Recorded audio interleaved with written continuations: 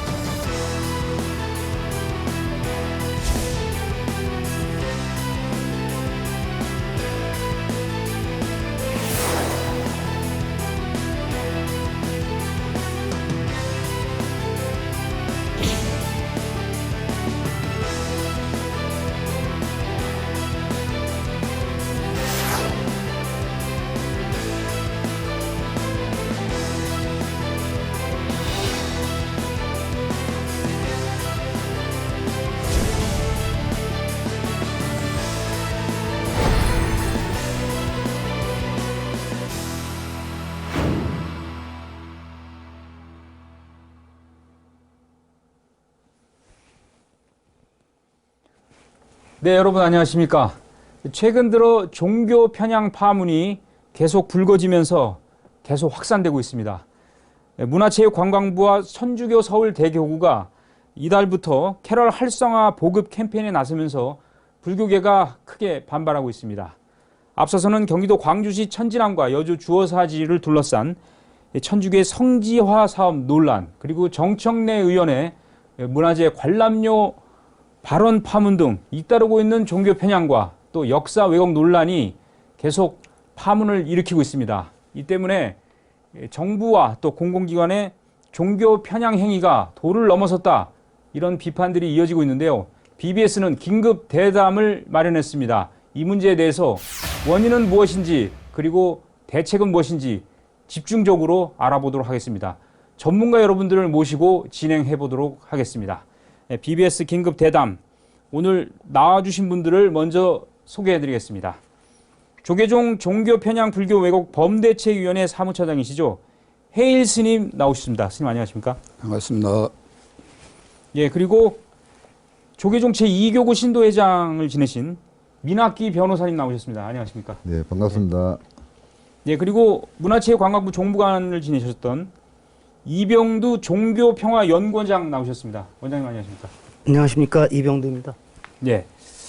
자, 이 종교 편향 논란 계속되고 있는데요. 지금 굉장히 심각한 상황이다, 이렇게 보는 분들이 많습니다. 먼저 해일 스님에게 질문을 드리겠습니다. 종교 편향 불교 왜곡 범대책위원회 사무처장을 맡고 계신데요. 예. 이 문체부와 천주교가 이 캐럴을 보급하겠다, 연말에. 그래서 캠페인을 하고 있는데 이것을 정부가 주도해서 하는 것처럼 또 비춰졌고 상당히 문제가 많다는 여론이 많은데, 스님께서는 이것이 왜 종교 차별이자 편향 행위다라고 보시는지요? 지금 어떡한 정부가 우리를 차별하는 정도는 매우 뛰어넘습니다. 네. 그동안에는 이제 사실 문화체육관광부에 종무실도 있고, 문화체육관광부라는 데가 종교 간의 화합과 종교 간의 어떠한 현안이 발생했을 때 조정의 역할을 해주셨습니다. 그런데 이번에는 아주 특이하게도 문화체육관광부가 주도적으로, 선도적으로 각 종교 간에, 기독교와 불교 간에 이 뭐 갈등을, 심지어 거의 뭐 다툼까지도 조장하는 그런 형태의 지금 문제가 일어나고 있습니다. 그래서 참 이걸 어떻게 바라봐야 되나. 문체부에서 실제적으로 각 지자체 공무원들까지 동원해서 각 지방의 전통 시장들, 마트들, 그다음에 커피숍, 그래 각 시장에 있는 모든 이런 가게들이나 15평 이하는 저작권에 안 걸리니까 털어도 된다, 캐롤을. 그다음에 15평 이상은 지금 우리가 22곡에 한해서는 다 협약이 돼 있으니까는 털어도 저작권 문제 없이 털 수가 있다라고 홍보를 하는 겁니다. 그리고 이 코로나 시국에 많은 사람들이 캐롤송을 듣고 싶어 하니까는 캐롤이 사람들한테 정서적으로 또 여러 가지 이유에서 위안을 줄 수 있으니까 막 털어달라고 공무원들이 직접 다니면서 할 수 있도록 그 지침을 주려고 했던 겁니다. 그 저희들이 그 문제를 삼아서 지금 가처분도 신청한 상태고 문체부에서도 그건 잠정 지금 겨우 상황을 진행할지만 어렵게 생각하고 있는 것 같은데 이게 사실 공무원들이랑 건 맞지 않거든요.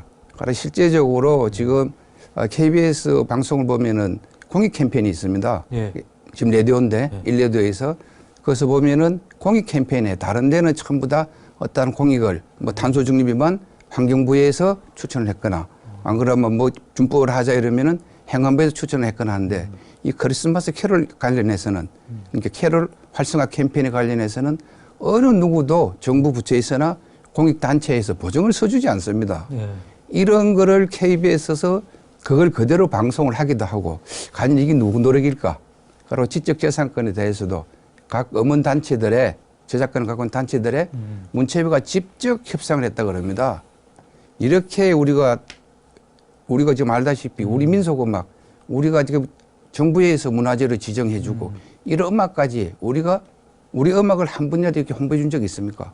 우리 애국가마저 애국까지 홍보 안 해주지 않습니까? 이런 거를 공무원들이 직접 셀프 서비스 한다? 이 이상의 종교 편향이 어디에 있겠습니까?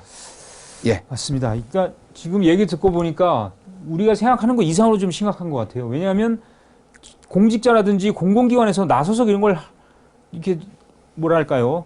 부추기는 결과를 초래하고 있는데 이 캐럴 활성화 캠페인에 대해서 뭐 스님 말씀대로 문체부는 이제 관여 안 한다 뭐 이런 얘기도 했어요. 하지만 변호사님 보시기에 이 캠페인 진행의 의도라든지 왜 이런 시도를 하려고 했는지 어떻게 보세요? 정치와 종교는 불가근 불가원, 가까이 해서도 안 되고 또 멀리 할 수도 없는 예. 그런 관계인데 역사적인 관점에서 좀 보자고요. 우리 불교가 세계적인 종교로 전환되는 데는 아쇼카 대왕이 해외 포교를 열심히 했던 힘이 있었기 때문에 그래도 세계 종교가 됐던 거고 예. 기독교가 또 세계 종교가 되는 데는 로마 제국이라는 막강한 권력이 뒷받침이 됐기 때문에 그 세계 종교가 돼 있고 뭐 이슬람교 마찬가지고 그래서 종교 혼자서는 큰 힘을 가지고 있지 않은데 세속적인 권력과 힘을 합쳤을 때 이제 어떤 전파력을 갖게 된다는 거는 주지의 사실인데 그러다 보니까 정치와 정치 권력과 종교가 결합이 되다 보니까 이게 대립되는 세력하고 전쟁이 많단 말이에요. 그래서 이 종교 전쟁을 통해서 죽어간 사람들이 어떤 그 재앙보다도 더 많은 생명들이 역사적으로 없어졌는데 그래서 근대 헌법에 있어서는 모든 나라가 정치와 종교를 분리해서 서로 간섭하지 말자. 특정 종교를 지원하지도 말고 특정 종교를 탄압하지도 말고 그래서 우리나라 헌법이 지금 취하고 있는 게 정교 분리 원칙이면서 동시에 모든 국민의 종교의 자유는 허용을 한단 말이에요. 근데 종교의 자유라 그러면은 종교를 가지고 있는 사람들은 뭐 기독교나 불교나 이슬람교나 천도교나 또 대등하게 대우를 해주면 될 거 아니냐 이렇게 생각을 하는데 종교를 갖지 않을 자유도 있단 말이에요. 그럼 종교를 갖지 않은 사람, 그러니까 종교를 가진 사람들을 대등하게 대우해 준다고 하더라도 종교를 갖지 않은 사람은 차별 대우를 받는 거라. 그렇기 때문에 국가 권력에서는 어떤 종교 행위에게도 종교 단체에게도 특별한 혜택을 주거나 재정적 지원을 해서는 안 되는 거거든요. 그래서 헌법에 규정되고 있는 종교 분리 원칙을 벗어나 가지고 뭔가 특정 종교에 지원을 해주는 취지는 아마도 정치적인 이득을 취하기 위한 세속적인 목적에서 모든 사람을 투표소로만 계산하고 있는 거 아닌가. 그래서 어느 교인이 많은 종교에게 지원을 많이 해주면은 거기에서 자기들을 지지하는 투표를 얻을 수 있다. 이런 계산으로 하는 게 아닌가라는 그런 생각이 듭니다. 그러니까 이 문제를 뭔가 정치적인 어떤 의도라든지 배경이 있지 않느냐 이런 좀 말씀을 하신 것 같은데 우리 이병두 종교평화위원장께서는 이제 공직 경험도 있으시고 하니까 정부가 이런 뭐 사업이나 캠페인을 한 예가 있습니까? 글쎄요, 제가 또 뭐 공직 말씀하셨는데 그것도 이 업무를 다루는 부서에서 5년간을 있다 나와서 참 말이 조심스럽기도 합니다만 이번 문제는 여러 가지 참 큰 네. 문제점을 던져주었어요. 특히 그 캠페인 자체가 천주교 서울대교구장 이번에 퇴임했습니다만 그 염수정 추기경의 요청을 받아서 장관이 추진했다고 하는데 저는 그 추진한 것 자체도 그렇지만 나중에 문체부에서 내놓은 해명을 보면 그 짧은 해명에 불교계 사과한다는 말이 2번이나 했어요. 불교계 정서를 살펴주면서. 이 얘기는 자칫 잘못하면 불교계는 다른 국민들한테 떼나 쓰는 집단, 종교 평화를 바라지 않고 다른 종교의 문제를 말하자면 시비 거는 집단 이런 식으로 해서 범기독교계와 불교계를 이렇게 분리하는 이런 거로 비치게 돼 있어요. 그래서 조금 전에 스님께서도 말씀하셨지만 그게 그냥 단순하게 장관 명의로 나오는 해명서가 공무원의 이렇게 공직자의 저기에서 나왔을 것 같진 않고 그게 여러 가지가 있고 특히 이제 캐롤 문제가 왜 더 심각하냐 하면은 뭐 많은 분들이 아시지만 1945년 해방 당시에 신구교를 합쳐서 5%가 안 됐습니다.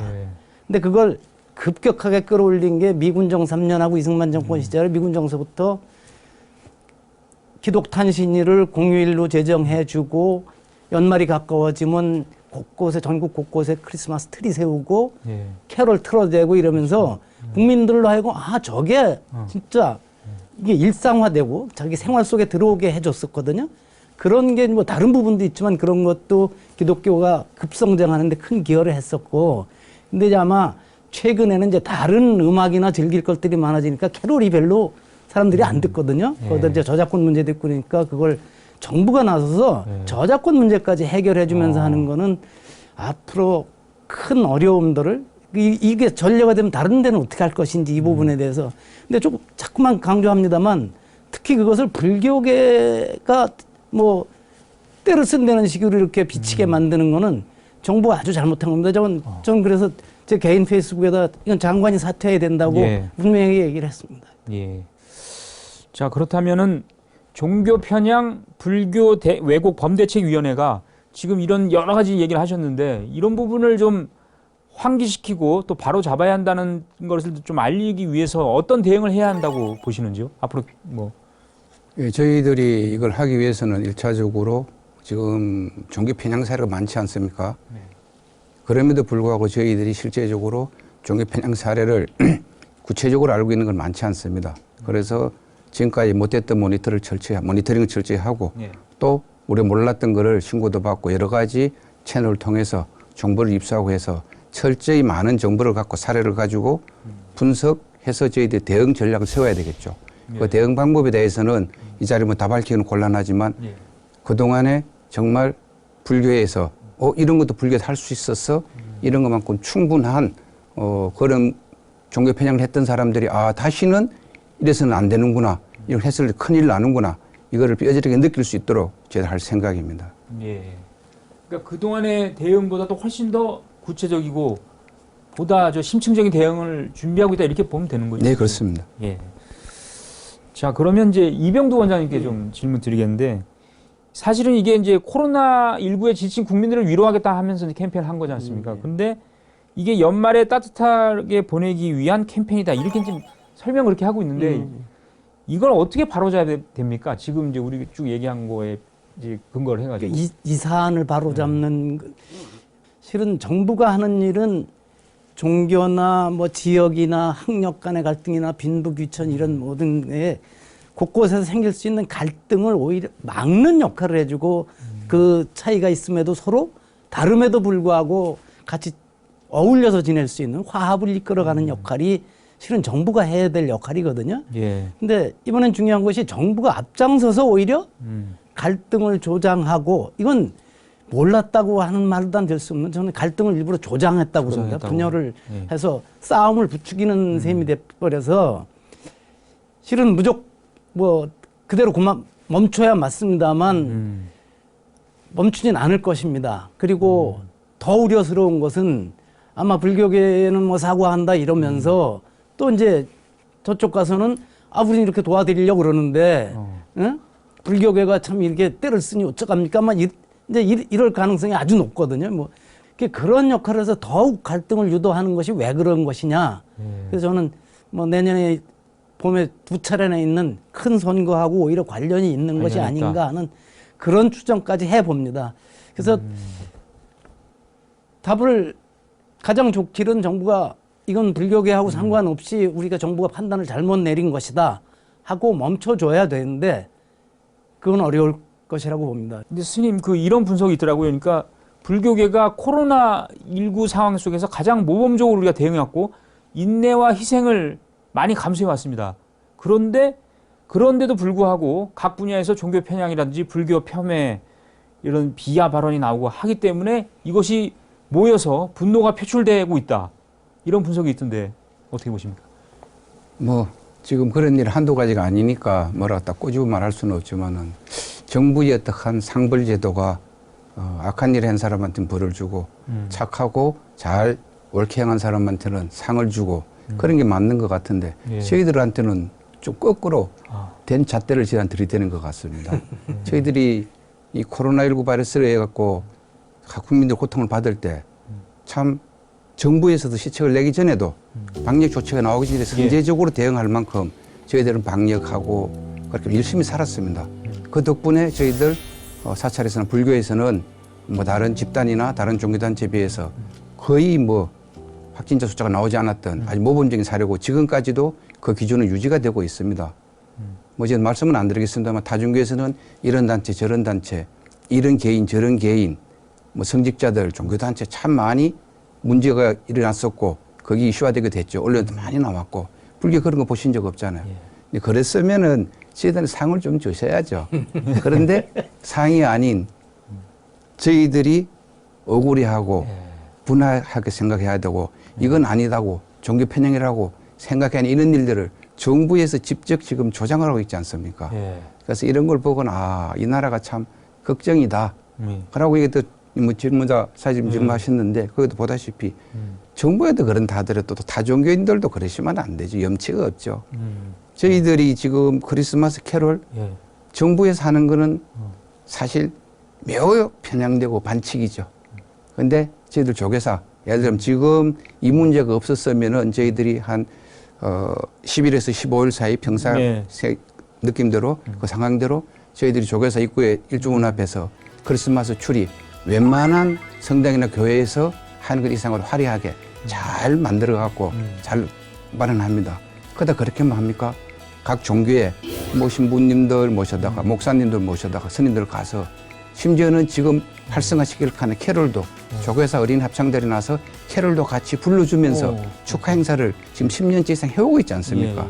이렇게 저희들은 하고 있고 사실 저희들 절에도 당연히 오면은 예수 아기 탄생을 위해서 축하하기 위해서 저희들이 현수막을 딱 걸어드리고 또 인연 있는 교회나 성당에 조그마한 화분이라도 하나씩 보내고 삽니다.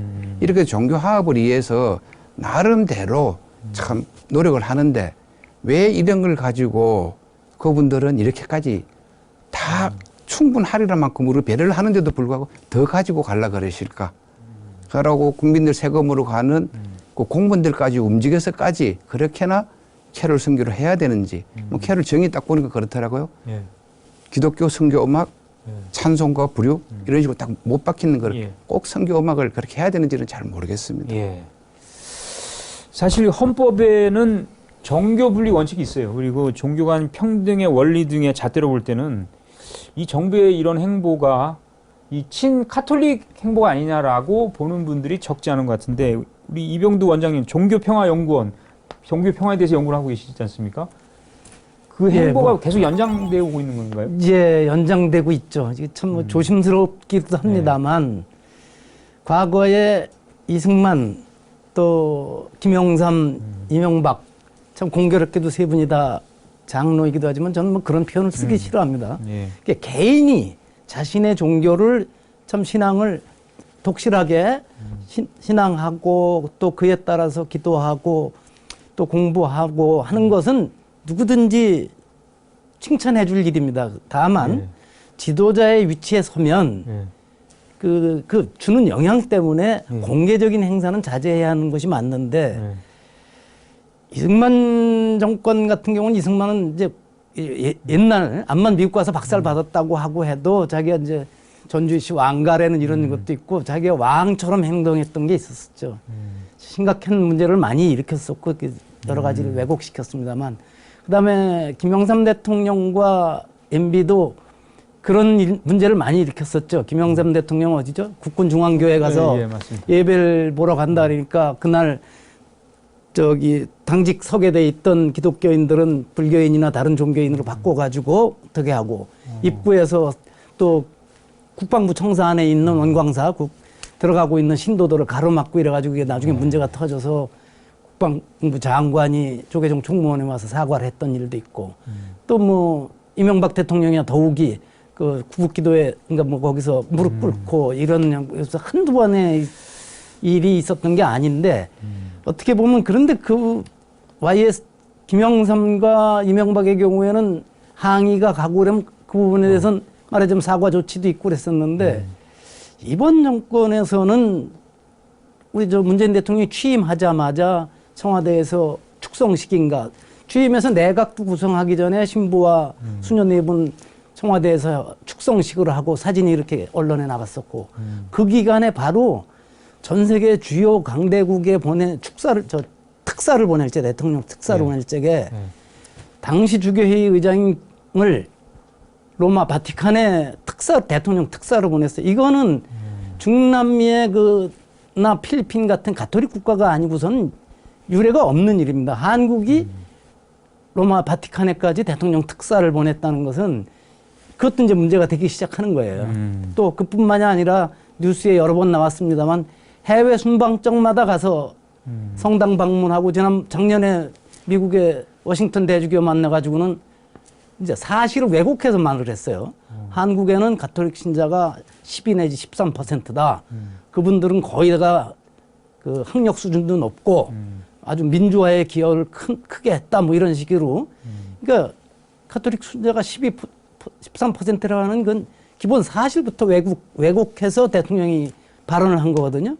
그러면 그거는 개인의 종교를 너무 드러낸 것도 있지만 왜 국가가 원수가 기본적인 사실도 왜곡해서 발언한 이런 것도 있고 또 아시지만 재작년이었던가요? 이태리 갔을 적에 바티칸 성당에서 미사에 참석하는 장면을 국가에서 운영하는 KTV에서 생중계를 했습니다. 녹화 중계도 아니고. 이거는 어떤 경우고 만약에 그게 김영삼 정권이나 MB 정권 때 그랬으면 참 데모가 크게 났을 거예요. 근데 다행스럽게 코로나 덕분인지 그런 건 없었고 또 최근에도 그런 일이 있었죠. 가는 데마다 어디 가서든지. 그러니까 여기까지만 말씀드리니까 지도자는 군대 다녀오신 분들 잘 알잖아요. 만약에 연대장이나 사단장이 기독교인이다 뭐 어디 그러면은 알아서들 하는 건데 맞습니다. 국가 원수가 그런 식으로 자신의 종교를 드러나게 행동하고 이러는 것은 문제가 심각하죠. 아마 그런 배경 속에서 이번에 캐롤 사태도 나왔을 것이라고 저는 봅니다. 어떤 문제가 많은데 제가 법률가다 보니까 자꾸 헌법 얘기를 하는데 종교의 자유가 있는 건 보장되어 있는 건 맞아요. 근데 이제 종교 자유가 있는데 정부는 정치 권력은 종교에 개입하지 말라는 점에서 종교 분리 원칙을 선언해 놓고 있는 것도 맞아요. 그보다 더 중요한 게 헌법 11조에 나와 있는 평등권이에요.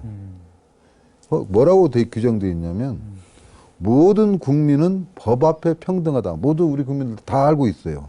그 뒤에 부분이에요. 누구든지 종교에 의하여 정치적, 경제적, 사회적, 문화적 생활의 모든 영역에 있어서 차별을 받지 아니한다. 이 규정에 의하면은 정부가 국민으로부터 거둔 세금으로 특정 종교의 이익을 위해서 어떤 활동도 해서는 안 된다. 특히 세금으로 주는 걷어들인 수익으로 월급을 주는 공무원으로 하여금 어떤 특정 종교 활동을 하게 해서도 안 된다. 이런 게 다 포함되는 내용이고 여기에서 종교라고 하는 것은 종교인이나 종교를 갖지 않은 무종교인이나 다 그것 또한 평등하다 이 얘기거든요.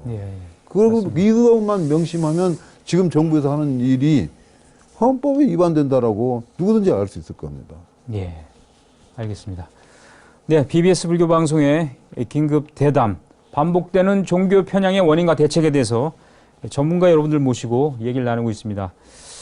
자, 그 정청래 더불어민주당 의원이 국립공원 내 문화재 관람료를 통행세라고 지칭하면서 사실상 이것도 불교를 폄훼하는 발언이고요. 그리고 이제 뭐 사과하겠다고 총무원도 찾았습니다만은 어쨌든 이 문제도 우리 불교에 대한 전통, 우리 불교에 대한 인식이 잘못되어 있다는 걸 보여준 사례가 아니냐 보여지는데 스님께서는 이 사안은 어떻게 보십니까? 매우 잘못됐죠. 매우 잘못된 정도가 아니고 이분이 정말 국회의원이 맞나 네. 정말 이분이 문체위원이 맞나라고 네. 생각할 정도로 아주 기가 막힌 발언을 했습니다. 뭐 해인사 입구에서 3.5km나 해인사가 큰절하고는 문화재하고는 3.5km나 떨어져 있는 데서 몇 행위를 하는 거는 봉이 김선달하고 뭐 비교를 했더라고요. 야, 이분은 어디까지 알고 하시는 걸까? 저희들이 사실 문화재 관람료는 1962년에 아마 제 기억으로는 문화재 보호법에 의해서 해인사에서 받기 시작을 했습니다. 관람료를 받기 시작을 했는데 87년에 갑자기 국립공원이 생깁니다. 그러면서 국립공원에서 해인사 땅 몇백만 평을 우리가 쓸게 이렇게 국립공원으로 강제 편입을 시킵니다. 강제 편입을 시키고 나서 우리 합동징수를 하자. 그 합동징수하는 매우 해인사에서 반대를 했죠. 가가지고 저희들 할 때 맞기도 하고 벽돌 쌓아만 부수기도 하고 하면 안 된다고 그렇게 강력히 반대했는데 어떻게 뭐 종교단체 정부 못 이겨내니까 그런 상황에서 이제 국립공원하고 저희들 사찰청하고 입장료를 같이 받았던 공동징수했던 겁니다. 그런데 갑자기 2007년인가 갑자기 언제 국립공원에서는 외표 입장료를 받지 않겠다라고 확 그냥 발표를 해버립니다. 상의 안 한 거죠, 불교계하고. 그럼 상의가 없었죠. 그렇게 발표를 해버리니까 그러면 국민들 입장에서는 이거 정부 땅에서 들어가는데 이제는 국립공원 들어갈 때 돈을 안 주고 들어가는구나. 죄송하지만 국립공원 들어갈 때는 안 내도 사찰에 들어갈 때는 돈을 냈어야 되는 겁니다. 그 지역이 지금 저희들 그러잖아요. 뭐 며칠 전에 TV에 보니까는 등산하실 분이 나무 사유지를 들어오지 말한 사유지를 들어오지 말았는데 지나가 버렸습니다. 그렇게 법에서 결국은 벌금을 판정을 재판에서 선고를 해버리더라고요. 그래서 그 사람은 벌금형의 범죄자가 돼버렸습니다. 그런 결론이 있는데 저희들 지금 해인사를 보면요. 3.5km 밖에 그 밖에서부터 명성입니다. 국가 지정문화재입니다. 저희도 문화재 보호법에 보면은 49조인가요? 그게 보면은 국가 지정문화재는 소유자가 관람료에 대해서 결정하도록 되어 있습니다. 우리가 받겠다고 판단해서 보여주면은 같이 공유를 하면은 받는 겁니다. 날 법으로 그렇게 되어 있기 때문에. 그래서 명성을 도를 때부터 기 돈을 내야 되는 상황이 발생을 한 겁니다. 저희들도 받겠다고 말을 했고. 그리고 저희들 문화재 안에 들어오면서 어떻게 안 내도 된다는 그런 발상을 하는지 이해를 못 하겠어요. 그래서 참 이분이 해인사가 전체 그 입구서부터 명성으로 지정되어 있는지 아시는지 모르는지 문화재 보호법은 보셨는지 안 보셨는지 참 아이러니한 분이구나. 근데 그런 분이 말씀을 하시니까 뭔 말을 하겠습니까, 얘가 할 말이 없습니다. 아마 그렇습니다. 정청래 의원은 그 일주문서부터만 해인사 땅인지 아는 모양입니다. 제가 아까 금방 말씀하신 게 문화재 보호법 49조인데요. 국가 지정 문화재의 소유자는 그 문화재를 공개하는 경우 관람자로부터 관람료를 징수할 수 있다. 이렇게 규정되어 있어요. 이제 뭐 개별 법률은 그렇게 되어 있는데 문화재 관람료에 대한 시비를 하는 사람들의 인식 속에 이 사회 제도를 너무 모르는 데서 비롯된 것이다.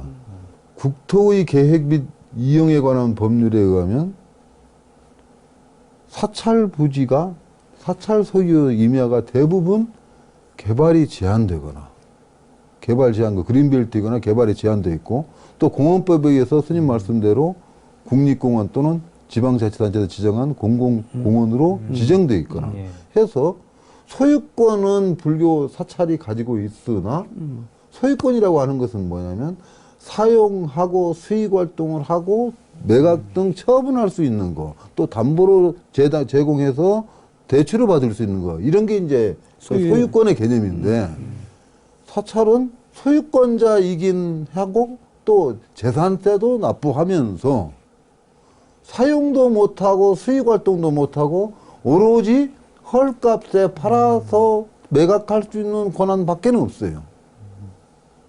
그러니까 이미 가격이 다운돼 그 행정처분으로 인해서 국립공원 지정되고 개발제한구 그린벨트로 지정되어 있다 보니까 이미 가격은 낮을 대로 떨어질 대로 떨어져 있는 상태에서 헐값에 팔 수 있는 자유밖에 없는 게 사찰 소유 부동산이에요. 그러면 소유권자로서 어떤 개발 행위를 하거나 건축 행위를 하려면은 문화재 보호법에다 뭐 문화재 현상 변경 허가를 받아야 된다. 그린벨트니까 안 된다. 뭐 이런 제한만 잔뜩 받고 있는데 거기에다 또 문화재는 또 국가 지정 문화재의 90몇 %가 불교 사찰에 좀 보존되고 있지 않습니까? 우리는 또 그걸 또 성실하게 보존해야 될 의무도 부담하고 있어요. 그런 권리는 제한되고 의무는 부담되는데 거기에 따라서 일반 시민들이 그 문화재를 관람하다든지 아니면 등산을 한다든지 그러니까 사찰의 뒤에 있는 산에 가려면은 그 산도 사찰 소유고 사찰 소유 토지를 통과하지 않고는 못 가거든요. 그 토지에 대해서 입장료를 내라 그러면은 종교단체가 입장료나 받고 있나 이러면서 종교단체를 비난을 해요.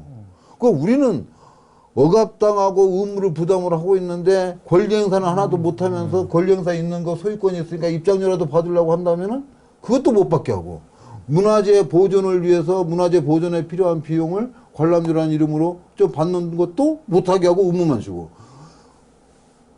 그 우리가 불교 단체가 무슨 전생에 죄를 지었습니까? 할 말은 못하고 의무만 부담하고. 이런 그 샌드위치 신세가 돼 있어요. 그러니까 이 아름다운 경치가 있다면은 또 훌륭한 문화재를 보존하고 있다면은 그 가치 이면에는 불교와 스님들의 고생과 의무가 뒷받침되고 있다는 사실을 근원적으로 이해를 시켜야 되는데 그걸 이해를 못 하고 있는 것 같습니다.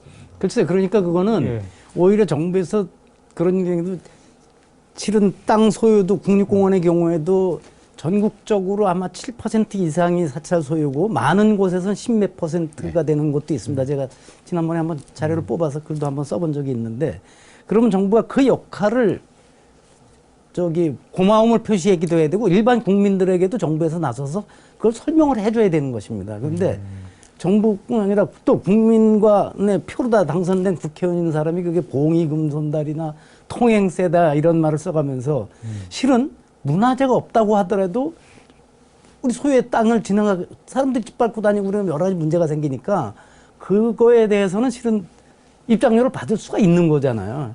사실은 이제 사찰 문화재 입장료가 문화재 관람료가 아니고 좀 전에 말씀드린 것 같이 해인사에서 헌절에서 8만 대장경 경판구에서 3.5km 떨어져 있는 매표소 자체가 그 땅부터가 문화재입니다. 국가지정 문화재입니다. 해인사 발에 딱 들어온 순간에 이게 뭐 이렇게 불상이나 대장경 경판 같이 이렇게 동산 문화재도 있지만은 이거는 우리가 부동산 문화재들이죠. 전부 다 명성, 뭐 천년기념물 이런 것들은요. 처음에 들어올 때부터 한 발 받는 순간부터 명성을 밟고 들어오는 겁니다. 이게 명성이 그냥 생긴 게 아니에요. 애시당초 태초 그냥 이래로 쭉 지구가 변화하면서 아름다운 바위가 있고 아름다운 나무가 있는 게 아닙니다. 그 좋은 바위들 얼마든지 행사 스님들이 안 지켜줬으면은 다 반출돼 갖고 다 표지석이나 다른 석축산에 다 갔을 겁니다. 그러니까 행사 가면은 참 어려운 직책 중에서 선배 스님들 얘기 들어보면은 상감제도가 있었다 그럽니다. 산을 관리하는 직책. 그분들은 기본적으로 몽둥이하고 낫 이런 거 들고 다녔다 그럽니다. 산을 훈련하면서. 왜? 그러면 그 근처에 거창 가조나 합천 쪽에서 사람들이 지금은 저희들이 전기나 가스나 이런 걸로 난방을 하고 치사를 하지 않습니까? 과거에는 난방 치사를 전부 다 나무로 하지 않았습니까? 그 시절에 가까이에는 뭐 한 1~2km 안쪽에 멀리는 거의 한 28km 정도까지 가서 나무를 해다 떼었다 그럽니다. 거기서 화목을 하고 다 그렇게 했는데 그때 왜 다른 지역에는 처음부터 우리 어린 시절을 봐도 전부 다 민둥산이 있었는데 사찰 근처에만 왜 200년, 300년, 500년 낙낙장성들이 있었을까? 그런 스님들도 바보 아니잖아요. 예. 멀리 가서 사찰 안에서도 큰 나무는 계속 지켜주고 작은 나무도 풀 종류를 베다가 난방을 하고 치사를 하고 서로 노력이 있었던 겁니다. 또 심지어는 그분들이 나무를 해왔을 때 못하게 막는 과정에서 스님들이 다치기도 하고 심지어는 스님들 중에서 돌아가신 분도 계신다 그럽니다.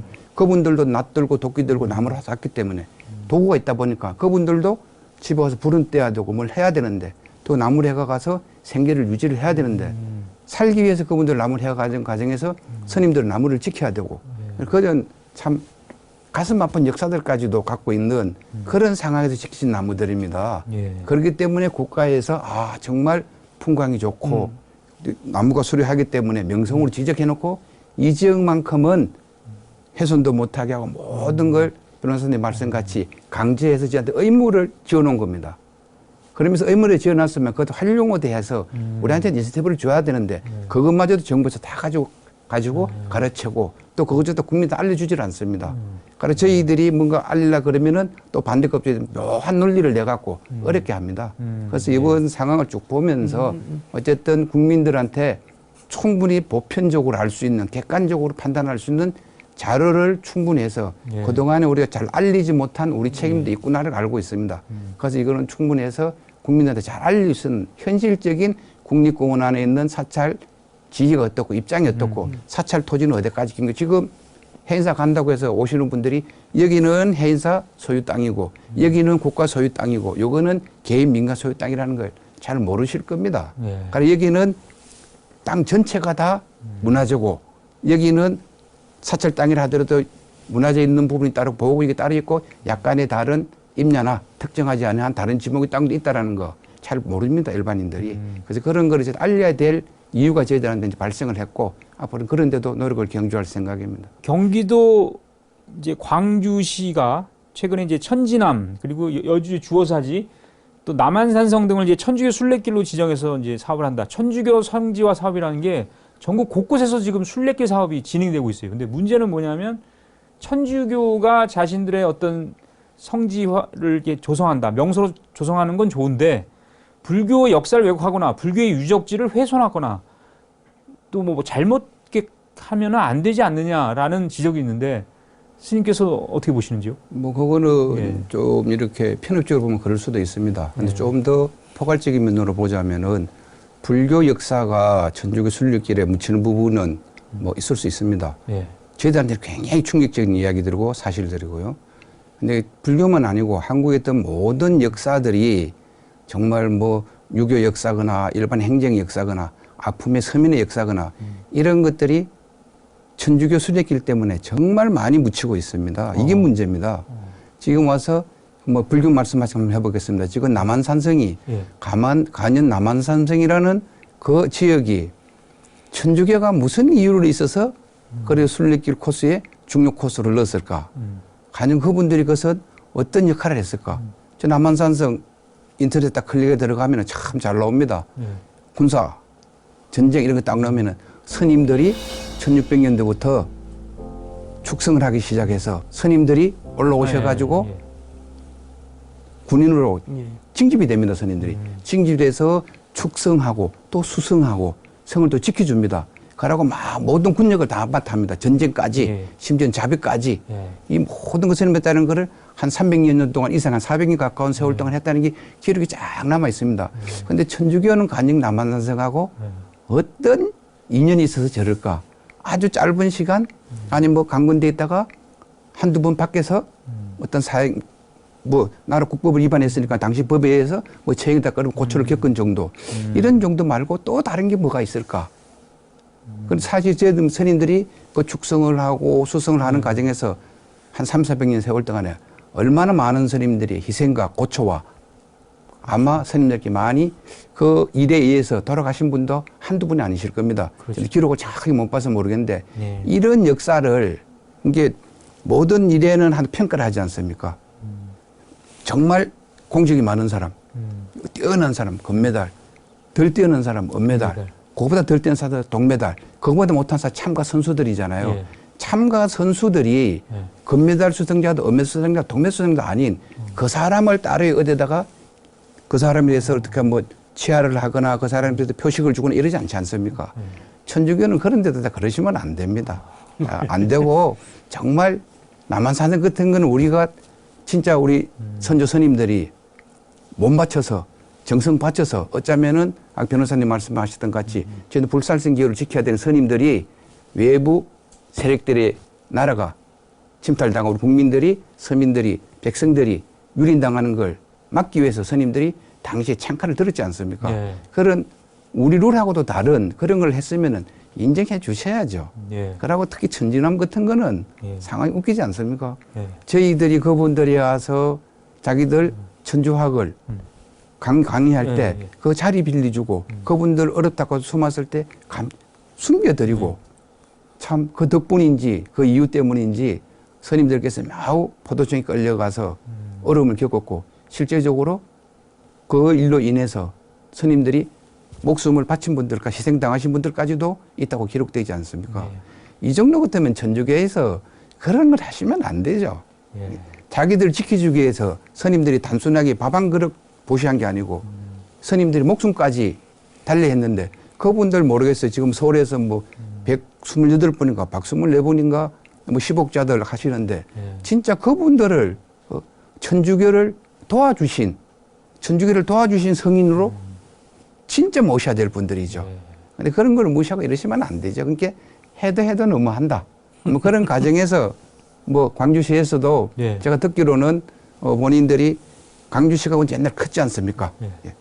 이쪽에서 뭐 평양, 광주 뭐 이런 식으로 개성이 쭉 가득할 굉장히 큰 도시 있었는데 광주에서 했던 그 역사성이 크기 때문에 광주시에서는 지금은 뭐 성남, 하남 많이 이제 뭐 강남 쪽으로서 많이 이제 땅이 작아졌지만은 그나마 역사가 많은 데니까 역사 순례길을 만들려고 그랬답니다.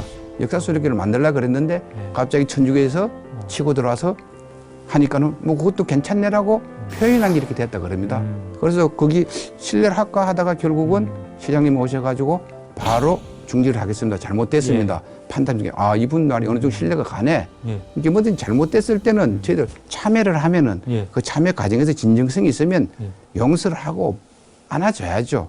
불교가 그렇게 박한 종교가 아니지 않습니까? 포용력 있는 자비로운 종교인데 이게 정말 잘못된 거를 잘못됐다 하면은 다 지나가고 잘못된 걸 다시 재범하지 아니하면은 문제가 되지 않을 거를 누가 봐도 보편적인 잣대에서 관점에서 봐도 잘못됐는데 나라 법의 원칙을 보더라도 잘못됐는데 그럼에도 불구하고 자꾸 이유를 달고 뭐를 달고 자기들 잘했다고 웃기니까 이런 상황이 계속 발달이 되는 겁니다. 그래서 앞으로는 이런 거를 다시 이렇게 되지 아니하게 저 대책위에서 어떻게 할까 해서 많이 고심하고 대책을 강구하고자 노력하고 있습니다. 네. 자, 이 공공기관에서도 종교적으로 여러 가지 차별을 드러내거나 종교 편향적인 내용의 뭐 홍보물이라든지 뭐 동영상이라든지 이런 걸 또 많이 제작하는 경우가 있기 때문에 이런 것도 좀 문제가 되고 어쨌든 이런 잇따르고 있는 종교 편향 행위에 대해서 이제 불교계가 불교애국 범대책위원회도 구성했고 말이죠. 앞으로의 대응이라든지 활동 가장 큰 기조는 어떤 것일지 좀 설명해 주시죠. 좀 전에 말씀드린 것과 같이 저희들이 지금까지는 산발적으로 약간 늦게 알아차림이 있었고요. 그래서 어떡한 정보를 취득하고 사례를 저도 알기까지가 시간적인 게 있었고 또 그런 게 알았다 하더라도 조금 미온적인 대처. 그 저변에 깔려 있는 게 부처님 자비사상이 깔려 있었기 때문에 저희들은 웬만하면 다툼을 피하려지 않습니까? 그리고 웬만하면 용서하려고 그러고 이런 것도 있었기 때문에 앞으로는 정말 냉철하게 이대로 뒀다가는 진짜 우리 국민들도 어려워지고 종교 간의 갈등도 심화가 된다. 나라님께서 아무리 종교 간의 갈라치기를 하려 하더라도 우리는 거기에 끌려갈 필요가 없다. 그러기 위해서는 우리가 충분히 갈라치기 당하지 않으려고 그러면은 우리 불교가 선도적으로 다른 종교 화합을 깨치지 않도록 해야 된다고 생각을 합니다. 그러기 위해서는 충분한 사례를 우리가 정보를 가질 필요가 있고 분석할 필요가 있고 그래서 대응 대책이 필요할 겁니다. 그래야지 지금 말하는 다시는 종교 편향, 종교 왜곡, 종교 폄훼 상황이 안 일어날 거고 또 그로 인해서 종교 간에 국민 전체가 화합하고 평화롭고 행복하게 사는데 우리 종교가 불교가 역할을 해야 되지 않을까 그렇게 생각을 합니다. 네, 지금까지 세 분과 얘기를 나눠봤습니다만 이제 정리를 하도록 하겠습니다. 끝으로 스님께서 마지막으로 한 말씀 해주시죠.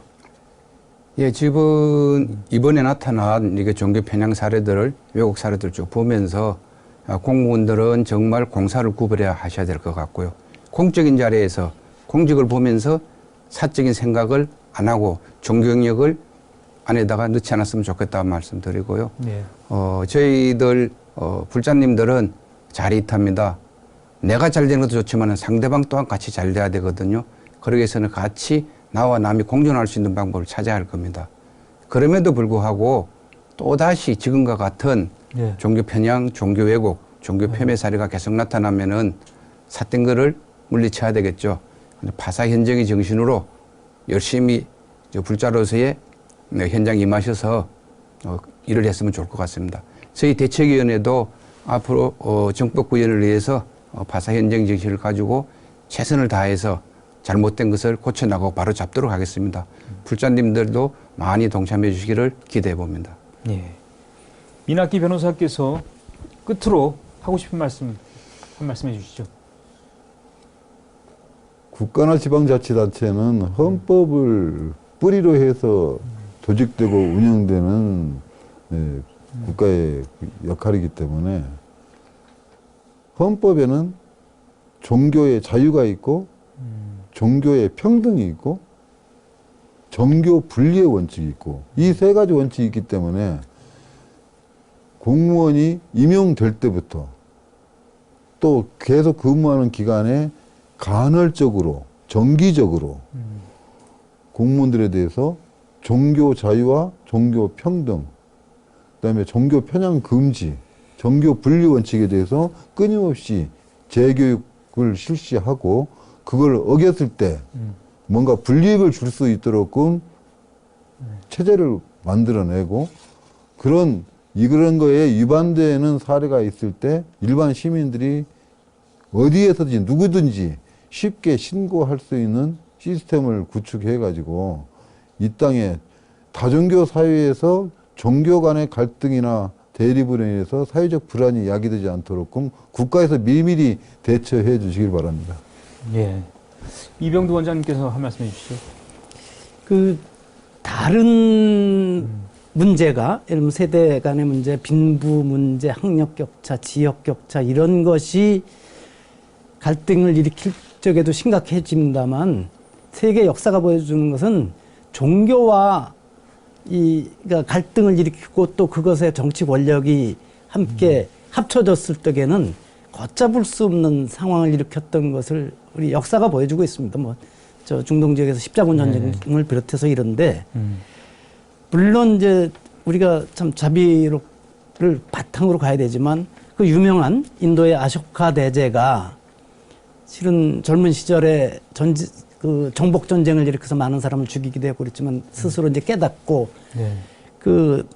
새겨놓지 않습니까? 아쇼카 법칙이라고 해요. 거기에 중요한 것은 본인은 아주 부처님 제자로서, 독실한 부처님 제자로서 새로 태어난 거나 마찬가지로 그걸 다르지만 내 종교가, 내 신앙이 중요한 만큼 다른 종교와 신앙을 중요하게 여기고 거기를 존중해줘야 된다는 것을 아주 강조를 했거든요. 근데 그러면 그것을 강조할 수 있던 힘이 어디서 나왔을까? 이 부분도 우리가 해야 됩니다. 아쇼카 대왕이 패한 군주면은 아무리 그 생각이 있어도 그거를 전체 국민들한테, 신민들한테 권할 수도 없었을 것이고, 그러니까 좋은 일도 그럴 수 있는 나름의 힘을 또 갖춰야 된다는 것을 불자들은 좀 아마 마음 깊이 새겨야 될 것입니다. 네, 지금까지 세 분의 말씀 잘 들었습니다. 우리 사회의 종교 평화와 상생을 이루기 위한 노력은 꾸준히 이어져야 되겠다, 이런 생각이 듭니다. 네, BBS 긴급 대담, 반복되는 종교 편향의 원인과 대책, 오늘 순서를 여기서 모두 마치겠습니다. 네, 지금까지 고생해 주신 세 분 대단히 고맙습니다. 여러분 대단히 고맙습니다. 감사합니다. 감사합니다.